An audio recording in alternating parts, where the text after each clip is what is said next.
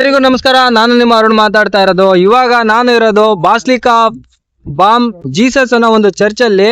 ಇದು ಇರೋದು ಹಳೆ ಗೋವಾದಲ್ಲಿ. ಸೊ ಈ ಚರ್ಚ್ ಅಲ್ಲಿ ಸುಮಾರು 500 ವರ್ಷಗಳಿಂದ ಒಬ್ಬರ ಮೃತದೇಹವನ್ನು ಇವಾಗ್ಲೂ ಸಹ ಇಟ್ಟಿದ್ದಾರೆ. ಅದನ್ನ ನಾವು ಒಳಗಡೆ ಹೋಗಿ ಕ್ಯಾಪ್ಚರ್ ಮಾಡಕ್ಕಾಗಲ್ಲ, ಫೋಟೋ ತಗೊಳಕ್ಕಾಗಲ್ಲ, ಏನು ಮಾಡೋದಕ್ಕಾಗಲ್ಲ. ಸೊ ಅವ್ರ ಹೆಸರೇನಪ್ಪಾ ಅಂತ ಅಂದ್ರೆ ಸಂತ ಫ್ರಾನ್ಸಿಸ್ ಜೇವಿಯರ್ ಅಂತ. ಇವರು ಪೋರ್ಚುಗೀಸ್ ದೇಶದಿಂದ ಫಸ್ಟ್ ಭಾರತಕ್ಕೆ ಬಂದಾಗ ಅವರು ಮೊದಲು ತುಂಬಾ ಒಳ್ಳೆ ವಿದ್ಯಾವಂತರಾಗಿದ್ರು, ಮತ್ತೆ ಒಳ್ಳೆ ಬುದ್ಧಿವಂತರಾಗಿದ್ರಂತೆ. ಅವ್ರು ಭಾರತಕ್ಕೆ ಬಂದಾಗ ಗೋವಾದಲ್ಲಿ ಅವರು ತುಂಬಾ ಮತ ಪ್ರಚಾರಗಳನ್ನ ಮಾಡಿದ್ದಾರೆ. ಅವರ ಧರ್ಮ ಮತ ಪ್ರಚಾರಗಳನ್ನ ಶ್ರೀಲಂಕಾ, ತಮಿಳುನಾಡು, ಜಪಾನು, ಜರ್ಮನ್ನು, ಚೀನಾ ಇಲ್ಲೆಲ್ಲ ಮತ ಪ್ರಚಾರಗಳನ್ನ ಮಾಡಿ ತುಂಬಾ ಜನಕ್ಕೆ ತುಂಬಾ ಒಳ್ಳೆ ಕೆಲಸಗಳನ್ನ ಮಾಡಿದ್ರಂತೆ. ಸೊ ಅವರ ನೆನಪಿಗಾಗಿ ಈ ಚರ್ಚ್ ನ ಕಟ್ಟಿರೋದು.